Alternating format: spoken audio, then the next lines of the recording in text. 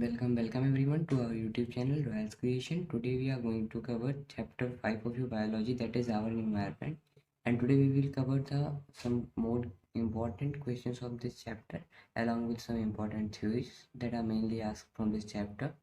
So let's start. Starting with the very first thing which most of the students are confused is that what is the function of the decomposers.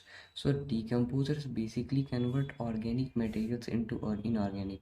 What students do, they think that decomposers convert inorganic into organic material, but it is wrong. Decomposers convert organic material into inorganic material. First thing is this. Now the second thing is this. The question is this: who proposed 10% law? So Raymond Lindemann proposed 10% law in which year? In 1942. So it is also a very important question, often asked in MCQs. And now the question is, decomposers are whether they are saprophytic, parasitic or phototropic. So they are basically saprophytic. Why? Because they feed on dead and decaying matter. Decomposers basically feed on dead and decaying matter. However, parasites feed on post. And phototropic, they make their own food with the help of photosynthesis.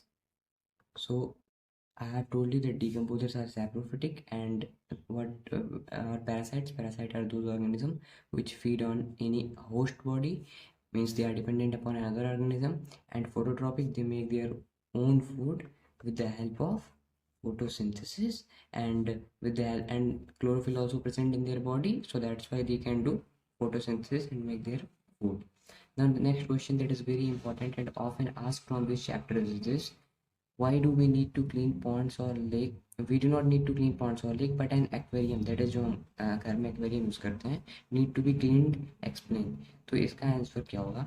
In aquarium, the uneaten food as well as the waste generated by the fishes mixes with the water and is left untreated due to lack of decomposers. The waste material thus accumulate in the water, making it toxic. Hence, an aquarium has to be cleaned after regular intervals. तो देखो, जैसे जो Pond's होते हैं और lakes होते हैं, उन्हें तो हम नहीं क्लीन करते हैं क्योंकि उसमें होते हैं डिकम्पोजर्स, तो जो भी ऐसा वेस्ट मटेरियल होता है वो उसे डिकम्पोज कर देते हैं। बट जो हमारे घर में एक्वेरियम होता है उसे हम क्लीन करते हैं रेगुलर इंटरवल पे। क्यों? क्योंकि उसमें डिकम्पोजर नहीं होते। अब जो अनईटन फूड है वो भी उसी में डिकम्पोज होगा, सड़ेगा। प्लस जो एनिमल्स का मतलब फिशेस का एक्सक्रीटा है वो भी उसी में रहेगा, तो वो तो वाटर टॉक्सिक हो जाएगा, फिर तो उनके लिए वो हार्मफुल होगा। तो इसीलिए in aquarium the uneaten food as well as the waste generated by the fishes mixes with water and left untreated due to the lack of decomposers. Lack of decomposers की वजह से the waste material thus accumulate in the water making it toxic, जिसकी वजह से ये पानी toxic हो जाता है, जहरीला हो जाता है। Hence an aquarium has to be cleaned after regular intervals. और ये बहुत ही इंपॉर्टेंट क्वेश्चन है, 2-3 बार बोर्ड से पूछा गया है। हमारा नेक्स्ट टॉपिक जो है वो है फंक्शनिंग ऑफ इकोसिस्टम। इससे बहुत बार ऐसे कॉमनली क्वेश्चंस पूछ लिए जाते हैं, तो इसे मैं नॉर्मली एकदम से एक्सप्लेन कर दे रहा हूँ। तो फंक्शनिंग ऑफ इकोसिस्टम में सबसे पहले आते हैं प्रोड्यूसर्स। प्रोड्यूसर्स कौन होते हैं? जैसे कि ग्रीन प्लांट्स हो गए। ग्रीन प्लांट्स, सो ये क्या करते हैं? देखो, basically green plants fix radiant energy. Radiant energy मतलब सनलाइट को ये लोग with the help of sunlight ये रेडिएंट एनर्जी फिक्स करते हैं with the help of minerals. Minerals from where? Taken from soil. Soil से ही मिनरल लेंगे भाई। प्रोड्यूसर्स मेनली प्लांट होते हैं and makes complex organic material. तो बस सिंपल से इतना लर्न करना है कि producers like green plants fix radiant energy that is sunlight with the help of the minerals taken from soil and make complex organic material. ठीक, तो ये हो गया प्रोड्यूसर्स का। फिर प्रोड्यूसर्स ने अगर फूड प्रोड्यूस कर दिया तो उसे कोई खाएगा भी। खाएगा कौन? The animals eat up plants, ठीक है, एंड अदर एनिमल्स। तो कुछ एनिमल्स होते हैं जो प्लांट्स को खाते हैं और कुछ एनिमल्स होते हैं जो अदर एनिमल्स को खाते हैं as food. So the energy is transferred through the food to other animal. तो फूड के थ्रू एनर्जी का ट्रांसफर होता है। बेसिकली प्रोड्यूसर्स ने प्रोड्यूस कर दिया, उसे अदर एनिमल्स खाएंगे और वो एज अ फूड खाएंगे, तो फूड के थ्रू एनर्जी का ट्रांसफर हो गया। अब नेक्स्ट देखो, when plants and animals die decomposers act on them and decompose them into simple materials like carbon dioxide, water, minerals which go back into the atmosphere। अब आपको बताओ, जब कोई एनिमल या प्लांट डाई होता है मतलब मर जाता है, उसकी डेथ होती है, तो डिकम्पोजर्स उस पर एक्ट करते हैं। वो डिकम्पोज कर देते हैं उसे सिंपल मटेरियल्स में, like carbon dioxide, water, mineral. अब वो जो है वो वापस फिर से एटमॉस्फेयर में चला जाता है, which is very essential. Otherwise atmosphere के सारे एसेंशियल न्यूट्रिएंट्स खत्म हो जाएंगे अगर इस तरह से प्लांट्स और एनिमल्स को डिकम्पोज करके उसे फिर से इन्वायरमेंट को वापस ना करें और केवल प्लांट्स और एनिमल्स उसे बार बार लेते रहें। तो एक दिन ऐसा आएगा जब ये खत्म हो जाएगा। But when plants and animals die, decomposers act on them, decompose them into simple materials like carbon dioxide, water, minerals, which go back into the atmosphere, जो फिर से एटमॉस्फेयर में वापस चला जाता है। इसीलिए ये जो साइकिल होता है कि मतलब प्लांट्स जो है एक्वायर करते हैं और फिर ये एटमॉस्फेयर में फिर से चला जाता है। तो ये जो साइकिल होता है atmosphere to plants and animals and plants to atmosphere and animals, इसमें डिकम्पोजर्स का बहुत इंपॉर्टेंट रोल होता है। डिकम्पोजर्स को क्लिनजिंग एजेंट भी कहा जाता है। क्लिनजिंग एजेंट इसलिए क्योंकि ये लोग सड़े हुए चीज़ों को, मरे हुए चीज़ों को क्लीन करते हैं, जिसकी वजह से हमारा इन्वायरमेंट भी क्लीन होता है और ये न्यूट्रिएंट रिसाइकलिंग में भी हेल्प करते हैं। अब इसी चीज़ को थोड़ा डायग्रामेटिक फॉर्म में समझ लेते हैं। जैसे जो सन से एनर्जी आती है उसका टोटल कितना, केवल 1% प्रोड्यूसर्स लेते हैं। फिर इसके आगे 10% लॉ के अकॉर्डिंग 10% ही इसी एनर्जी का 10% आगे प्रोसीड होता रहता है। हाँ, एक चीज़ और कि यहाँ पर टर्सरी कंज्यूमर्स के बाद क्वार्टरनरी कंज्यूमर आते हैं, जो कि कभी कभार पूछ लेता है और ये बहुत ही इंपॉर्टेंट क्वेश्चन भी है। What are the four types of the consumers? तो primary consumer, secondary consumer, tertiary consumer and quaternary consumer. Sun से जो प्रोड्यूसर्स में एनर्जी आती है वो 1% होती है, प्रोड्यूसर से कंज्यूमर में 10%, कंज्यूमर से सेकेंडरी कंज्यूमर में 10%, फिर यहाँ से 10% और यहाँ से भी 10%। तो ये बेसिकली होता है कि सन से एनर्जी आती है, उसे प्रोड्यूसर्स फिक्स करते हैं और मिनरल्स बनाते हैं, फिर उसके बाद उसे प्राइमरी कंज्यूमर्स अडॉप्ट करते हैं, फिर उसके बाद वो सेकेंडरी कंज्यूमर्स इनसे एनर्जी लेते हैं और टर्सरी कंज्यूमर इन पे डिपेंडेंट होते हैं, क्वार्टरली कंज्यूमर इन पे डिपेंडेंट होते हैं। परफेक्टली ये साइकिल चलता रहता है। नेक्स्ट थिंग इज दैट कभी कभी क्वेश्चन पूछ लेता है कि दो एक्वेटिक प्रोड्यूसर्स का नेम बताइए, या फिर एमसीक्यू में तो एक हाइड्रिला हो गया एंड एक फाइटोप्लैंक्टन्स हो गए। They both are the photosynthetic organism and they are producers, but what, they are aquatic producers. Basically they are aquatic producers. And एक और क्वेश्चन जो कि जनरली पूछ लिया जाता है आप लोगों से, वो ये है कि जो पिरामिड ऑफ एनर्जी होता है इसका शेप क्या होता है। तो pyramid of energy is always upright. ये कॉम्पिटेटिव लेवल्स में भी अक्सर क्वेश्चन पूछ लिया जाता है कि पिरामिड ऑफ एनर्जी, तो ये हमेशा अपराइट ही होता है। ठीक है, अब देखो बायो मैग्निफिकेशन, इसे स्टार मार्क कर दो क्योंकि ये क्वेश्चन बहुत बहुत बार पूछा गया है और इस चैप्टर में यही एक दो टॉपिक ऐसे हैं जो अक्सर पूछे भी जाते हैं।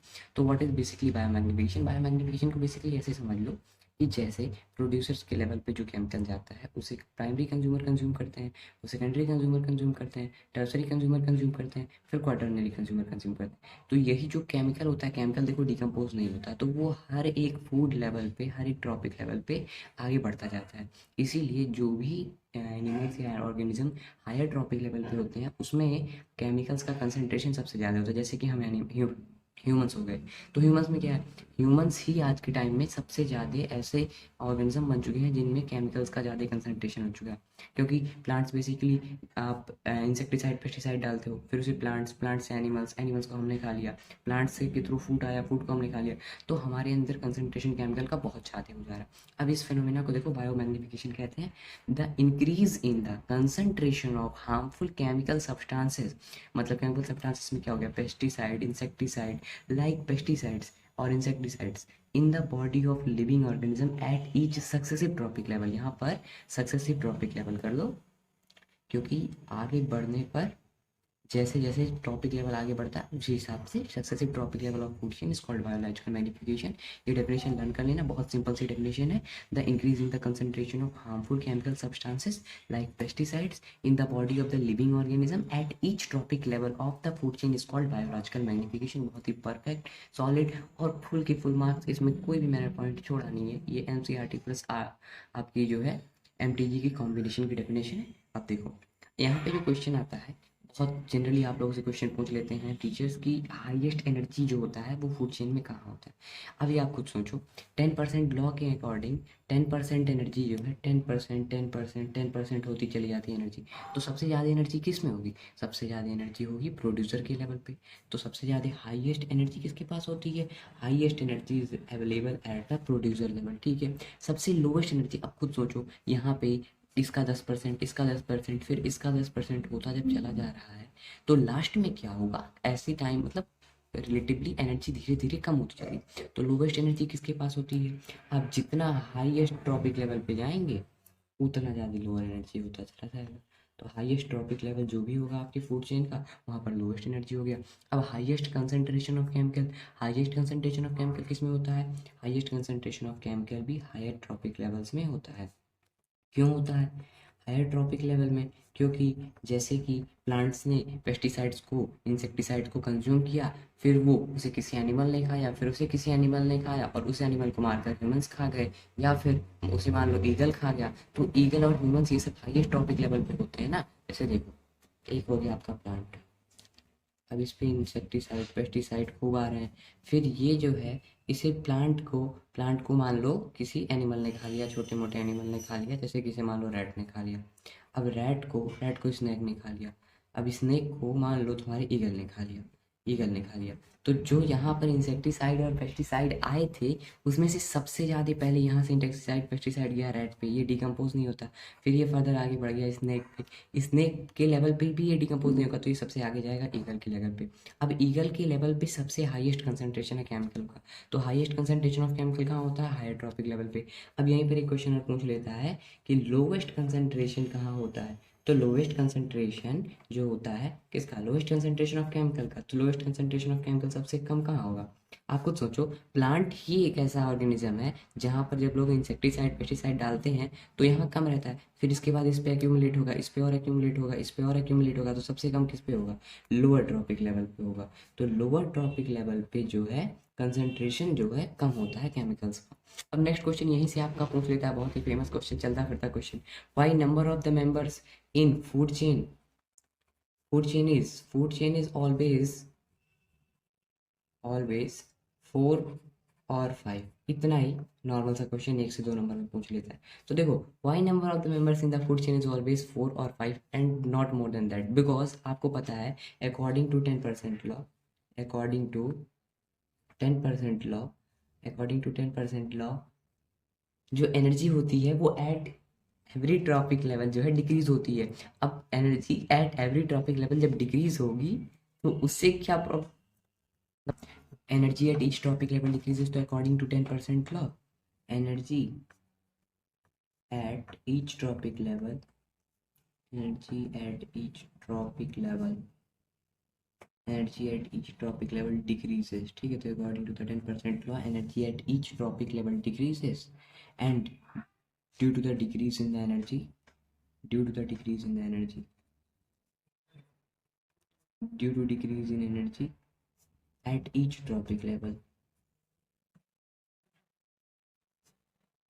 due to decrease in energy at each tropic level, ठीक है। due to decrease in energy at each tropic level, number of members in food chain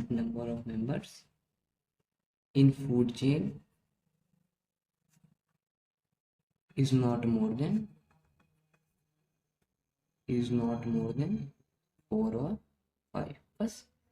तो यहाँ पे आप लिख सकते हो therefore since the amount of energy decreases at each successive tropic level therefore the number of the members in the food chain is not more than 4 or 5, जो कि ये सबसे अब जो नेक्स्ट क्वेश्चन कभी कभी पूछ लेता है वो ये होता है कि what is the difference between food chain and food web. तो मेनली फूड चेन और फूड वेब में डिफरेंस कैसे बताओगे, देखो comprise of only one single chain. Food chain क्या होता है, ऐसे ही एक चेन में होते हैं पूरे सारे ऑर्गेनिज्म, बट फूड वेब क्या होता है, एक ऑर्गेनिज्म, दो ऑर्गेनिज्म, ये इससे कनेक्ट होता है, यहाँ से कनेक्ट होता है, ये यहाँ से कनेक्ट होता है आपस में। तो ये जो होता है कंप्राइज ऑफ मेनी चेन होता है। फिर देखो इसमें जो होता है फूड चेन में removal of one group of organism disturbs whole chain, मतलब अगर तुमने किसी एक भी ऑर्गेनिज्म को हटाया तो पूरा चेन डिस्टर्ब होगा, जाहिर सी बात है एक भी ऑर्गेनिज्म हटा तो पूरा चेन डिस्टर्ब होगा। But removal of one group of organism it not at all disturb the food web. क्यों, मान लो यहाँ से यहाँ का रिलेशन था, ठीक है, तुम्हारा यहाँ था, ये इसे खाता था, इसे खाता था, अब तुमने इसे हटा दिया तो ये इसे खाकर यहाँ चला जाएगा। तो removal of any group of organism, कोई एक दो हटाने से पूरा फूड वेब डिस्टर्ब नहीं होता। Higher members feed on only one member, और जब एक ही सीरीज में ऑर्गेनिज्म रहेंगे तो हायर मेंबर एक ही ऑर्गेनिज्म पे फीड करेगा।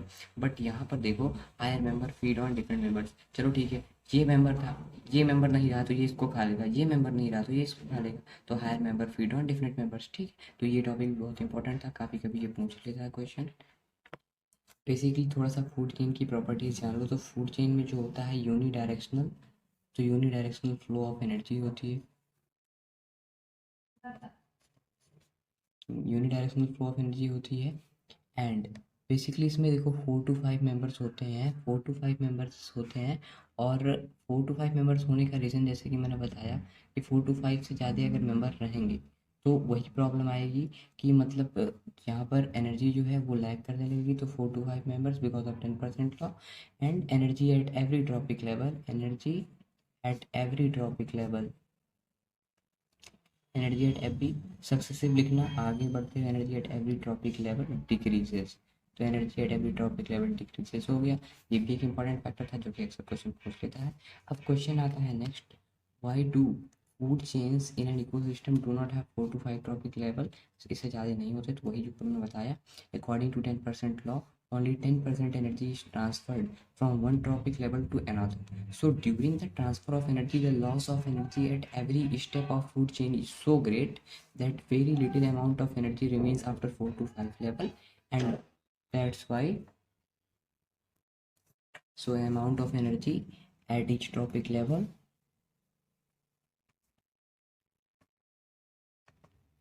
decreases. That's why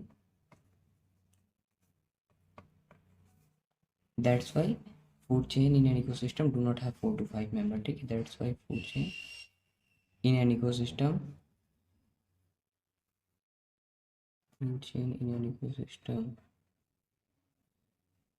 do not have more than 4 to 5 members. बस इतना ही था, इसमें बहुत इंपॉर्टेंट क्वेश्चन थी। तो food chains in education do not have more than 4 to 5 members because according to 10% law only 10% of the energy is transfer from one trophic level to, मतलब पता नहीं 10% लॉ की वजह से केवल 10% एनर्जी ट्रांसफर होती है।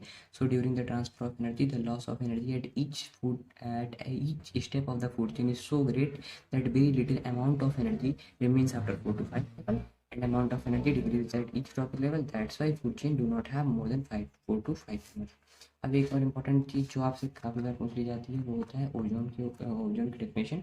तो ozone a layer in the earth atmosphere, stratosphere, basically atmosphere में stratosphere, containing a higher concentration of ozone which absorbs most of the ultraviolet radiations reaching the earth from the sun. तो ये तो basically सबको clear होगा। अब यहाँ पर एक छोटा सा कॉन्सेप्ट जो कि बहुत यूज़फुल होता है, जैसे कि आपका ऑक्सीजन का मॉलिक्यूल है, ठीक है, इस पर क्या हुआ, यूवी रेडिएशंस पड़ी। जब इस पर यूवी रेडिएशंस पड़ती हैं, कहाँ से, फ्रॉम सन से यूवी रेडिएशन पड़ी। अब ये O+O में ब्रेक हो गया। अब ये बहुत ज़्यादा रिएक्टिव होता है। जब बहुत ज़्यादा रिएक्टिव होता है तो O2 और भी वहाँ प्रेजेंट होता है, उसके साथ ही कंबाइन कर लेता है, O3 बन जाता है। और O3 क्या होता है, ओजोन मॉलिक्यूल होता है, ओजोन मॉलिक्यूल होता है। तो इस तरह से ओजोन मॉलिक्यूल का फॉर्मेशन होता है, जो कि बहुत इंपॉर्टेंट है। नेक्स्ट टॉपिक यहाँ से क्वेश्चन आते हैं, वो बायोडिग्रेडेबल और नॉन बायोडिग्रेडेबल वेस्ट में जो है डिफरेंस पूछता है। तो देखो, biodegradable waste not much harmful for environment, क्योंकि देखो बायोडिग्रेडेबल वेस्ट सड़ जाते हैं तो ज़्यादा हार्मफुल नहीं होते for environment, not much harmful for environment. ठीक है, तो ये चीज़ हो गया।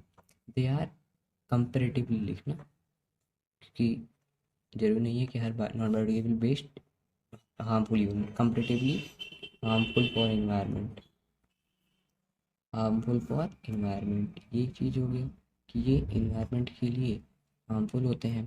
ठीक है, देखो, कैन बी डीकम्पोज्ड जो होते हैं, ये जो होते हैं इन्हें डीकम्पोज्ड बाय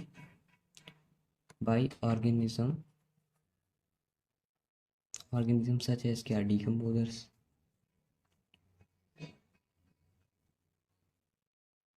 ठीक है, can not be decomposed, can not be decomposed, इन्हें कहाँ कौन डीकम्पोज कर पाएगा, can not be decompose. Organism such as decompose, जैसे can not be decomposed by organism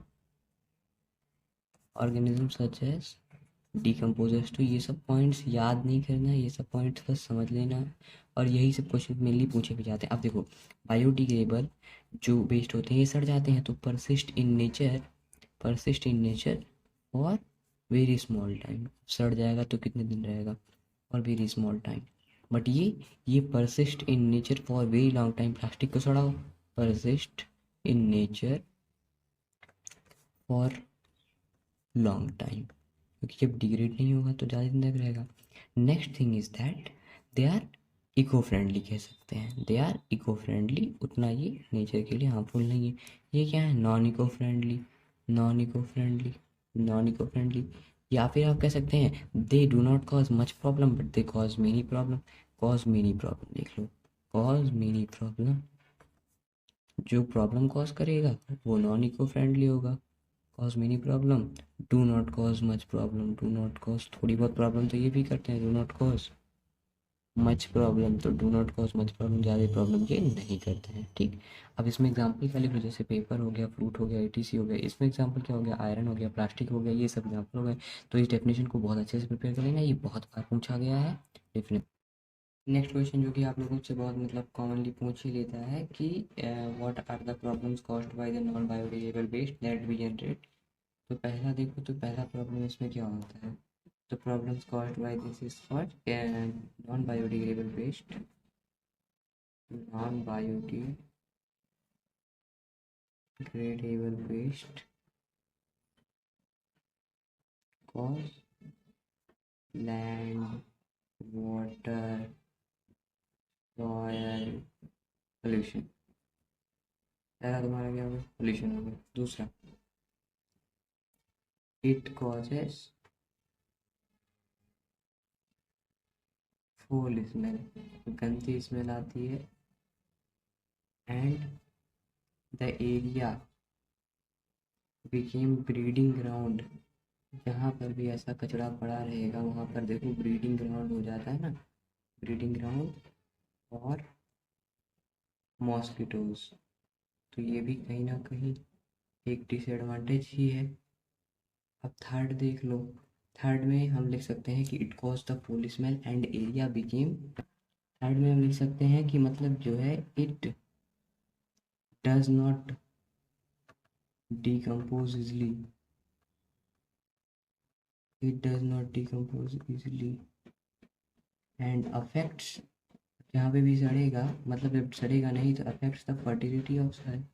किसी खेत में ले जा करके ये सब मिक्स कर दोगे तो वहाँ का fertility of soil affects the fertility of soil, तो ये भी, एंड जो है it causes and it leads to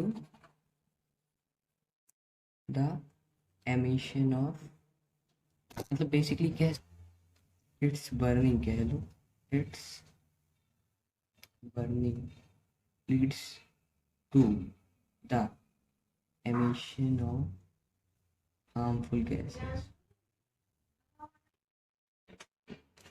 Its burning lead to the emission of the harmful gases that cause or increase, लिख सकते हो, that increases global warming। ये तो ग्लोबल वार्मिंग की भी प्रॉब्लम करते थे, ये चारों पॉइंट से याद रखना। क्वेश्चन जो आप लोगों से पूछा जाता है वो ये है, what are the advantages of the disposal paper cups over plastic cups. तो पहला तो देख लो, जो पेपर कप्स होते हैं, paper cups are biodegradable, biodegradable, ठीक है। सेकंड, whereas प्लास्टिक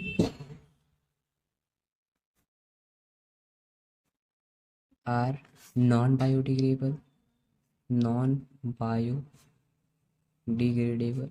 तो पहला तो एक पॉइंट हो गया कि भैया paper cups are biodegradable and are non biodegradable, and they, मतलब कौन, पेपर कप्स, पेपर कप्स सड़ जाते हैं तो do not cause pollution, do not cause pollution, whereas plastic cups cause pollution, plastic cups सड़ेंगे नहीं तो cause pollution, plastic cups cause pollution. तो ये भी एक इम्पॉर्टेंट क्वेश्चन था, बहुत ज़्यादा बार ये क्वेश्चन पूछा गया है, लास्ट में एनसीईआरटी की ये दिया गया है, तो ये ध्यान रखना। Which gas is produced in STP sewage treatment plant. तो ये कौन सा होता है, ये मीथेन होता है। ये लर्न कर लेना, ये भी एनसीईआरटी का ही है।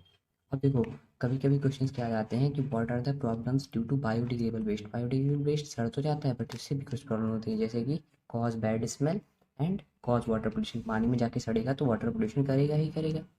एक्वेटिक सिस्टम का एक फूड चेन देख लो, एक्वेटिक सिस्टम का एक्वेटिक एक्वेटिक सिस्टम का एक फूड चेन है जो कि मतलब इम्पोर्टेंट है। जैसे कि आपका जो फाइटोप्लैंक्टन्स होते हैं, फाइटोप्लैंक्टन्स ये जो होते हैं ये प्रोड्यूसर्स होते हैं। इन्हें कौन खाता है, इन्हें खाते हैं जूप्लैंक्टन्स। जूप्लैंक्टन्स इन्हें कौन खाता है, इन्हें स्मॉल फिश खाते हैं। तो phytoplanktons, zooplanktons and small fish. Small fish को फिर कौन खाएगा, स्मॉल फिश को फिर खाएगी बिग फिश। बिग फिश और बिग फिश को कौन खा लेगा, बिग फिश को कौन खा लेगा, शार्क। तो बेसिकली मुझे इतना ही बताना था कि जो फाइटोप्लैंक्टन्स होते हैं ये होते हैं प्रोड्यूसर्स और इनके ऊपर फीड कौन करता है, जूप्लैंक्टन्स जो कि होते हैं कंज्यूमर्स। ये होते हैं कंज्यूमर्स, ठीक है। अभी एक ट्रीटी हुई थी इन 1987 में in an attempt to protect ozone layer the United Nations environmental programme UNEP forge an arrangement among its member countries to freeze CFC production at 1986 level. 1986 level पर एक बार CFC की प्रोडक्शन को रोकने का कोशिश किया गया था यूनाइटेड नेशनल एनवायरमेंटल प्रोग्राम्स के द्वारा, ठीक। अब कंज्यूमर्स क्या होते हैं, कंज्यूमर्स का डेफिनेशन पूछ लेता है। तो they are those organism which depend upon producer for their nutritional requirement. Consumers के 4 टाइप होते हैं, primary consumer also called herbivores, secondary consumer also called carnivores, tertiary consumer also called apex consumer and quaternary consumer. तो ये सब था। Thank you for watching the video and एक चीज़ समझ लेना कि ऑलमोस्ट सारे इंपॉर्टेंट क्वेश्चन हमने कवर कर दिए हैं। If this video is little helpful, like, comment and share for all updates. Very very thank you.